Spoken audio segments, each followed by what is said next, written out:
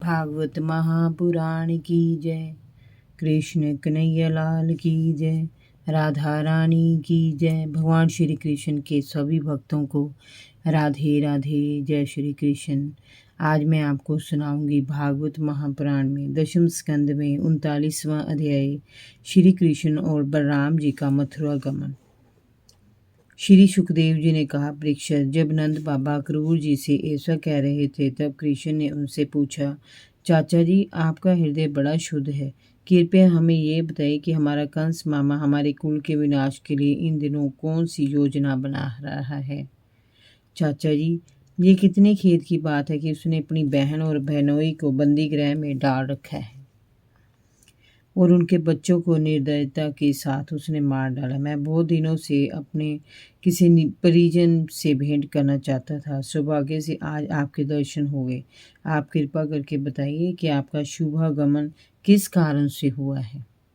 परीक्षित, जब कृष्ण ने क्रूर जी से इस प्रकार प्रश्न किया तब उन्होंने बताया, बेटा, कंस ने सभी यदुवंशियों से घोर वैर बांध रखा है।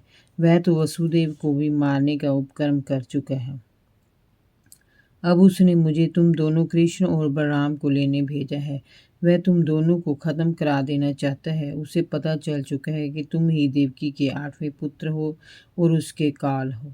अक्रूर जी ने इस प्रकार जेल में कृष्ण के जन्म लेने और वसुदेव जी द्वारा उसे नंद बाबा के पास पहुंचाने आदि की पूरी कथा विस्तार से सुना दी। अक्रूर जी की बात सुनकर नंद बाबा तो उदास हो गए, किंतु श्री कृष्ण और बलराम जी हंसने लगे। उन्होंने नंद बाबा यशोदा को आश्वासन दिया कि कृष्ण उन्हीं का पुत्र है और उन्हीं का रहेगा। वह रात नंद बाबा और यशोदा ने रोते रोते काटी। कंस की आज्ञा को टालना संभव था। वह राजा था और वे प्रजा थी। आज्ञा का पालन आवश्यक था। कृष्ण और बलराम ने उन्हें अच्छी प्रकार समझा बुझाकर आश्वस्त किया।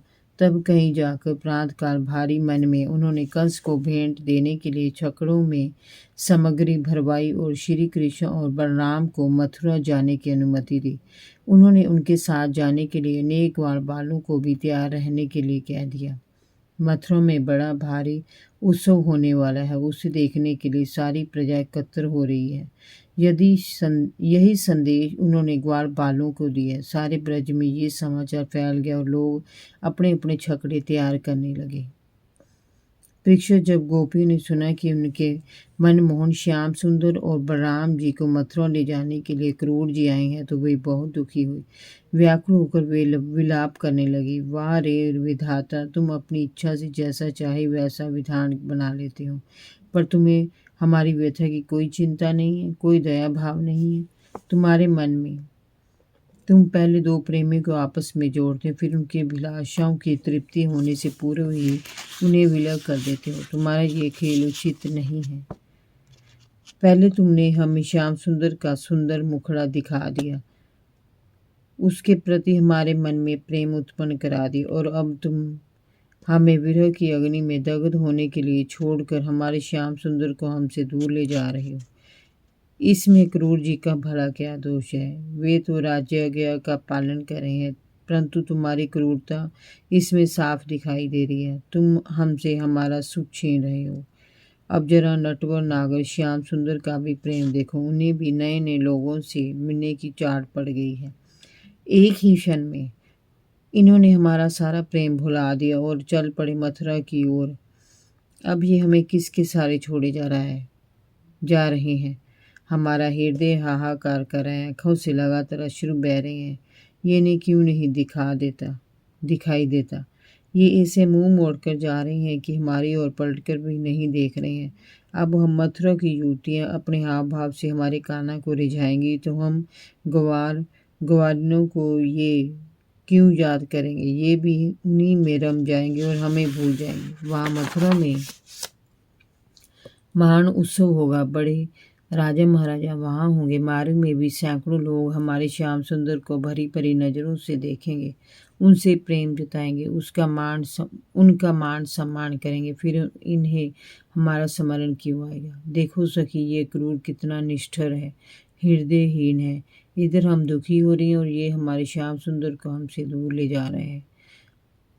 इसे हमारी जरा भी परवाह नहीं है। देखो तो सभी जाने के लिए कैसी जल्दी मचा रहे हैं।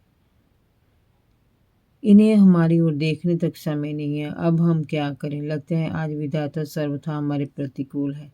चलो हम सभी चलकर अपने प्राण प्यारे श्याम सुंदर को रोके। ये कुल के बड़े बूढ़े हमारा क्या कर लेंगे? हम तो आधे पल के लिए भी अपने प्राण वल्लभ से दूर नहीं होना चाहती। पर आज ये कैसा कुयोग आया है कि ये हमसे दूर जा रहे हैं। अब कौन हमारे साथ रात भर रास रचाएगा? कौन हमारी गांव को चराएगा? कौन हमारी मटकी फोड़ेगा? कौन हमें बांसुरी की मधुर तान सुनाएगा? कौन हमारा माखन दही चोरी करेगा? कौन हमें अपनी बाकी चितवन से घायल करेगा? नहीं नहीं, ये हम अपने प्राण प्यारे कान्हा को नहीं जाने देंगी। परीक्षित, गोपियाँ जब इस प्रकार बातें कर रही थी तब उनका एक एक भाव, मनोभाव, अनुभाव, व्याकुलता, अश्रुपात श्री कृष्ण का स्पर्श और आलिंगन कर रहा था। वे सभी भी गोपियों का साथ छोड़कर जाने से व्याकुल थे, परंतु उनका लक्ष्य उन्हें पुकार रहा था। उन्हें वहां जाना ही होगा। दुष्ट कंस को उसके किए का दंड देना होगा। विरह की वेदना से व्याकुल होकर गोपियां लोकला छोड़कर हे गोविंद, हे माधव, हे कान्हा, हे श्याम सुंदर कहती रोने लगी। श्री कृष्ण का रथ घेर कर खड़ी हो गई। यदुवंश शिरोमणि भगवान श्री कृष्ण ने गोपी की मनोदशा को देखा तो उनका हृदय भी व्यथित हो उठा। उन्होंने उन्हें आश्वासन देते हुए कहा कि वे फिर आएंगे। धीरज देखकर उन्होंने किसी तरह उन्हें शांत किया और फिर शीघ्रता से उन्हें वहीं खड़ी छोड़कर चल दिए। परीक्षित, भगवान श्री कृष्ण और बलराम जी क्रूर जी के रथ पर सवार थे। वे चलते चलते यमुना जी के तट पर पहुंचे। वहां उन्होंने हाथ मुंह धोया और थोड़ा जल पान किया। क्रूर जी ने दोनों भाइयों को रथ पर बैठा दिया और सभी यमुना के अनंत कुंड में विधि पूर्वक स्नान करने के लिए उतरे। उस कुंड में जैसे ही उन्होंने डुबकी लगाई तो उन्हें कृष्ण और बलराम जल के साथ साथ बैठे दिखाई दिए। उनके मन में शंका हुई तो उन्होंने जल से अपना सिर बाहर निकाला, परंतु उन्हें यह देखकर आश्चर्य हुआ कि दोनों भाई तो रथ पर ही बैठे थे।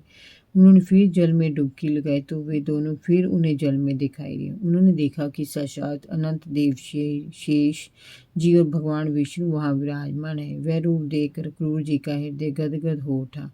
उनकी अद्भुत शोभा में वे खो गए। वे बहुत देर तक उन्हें ही देखते रहे। वे परमानंद गोते लगाने लगे। उन्होंने परम भक्ति प्राप्त हो गई।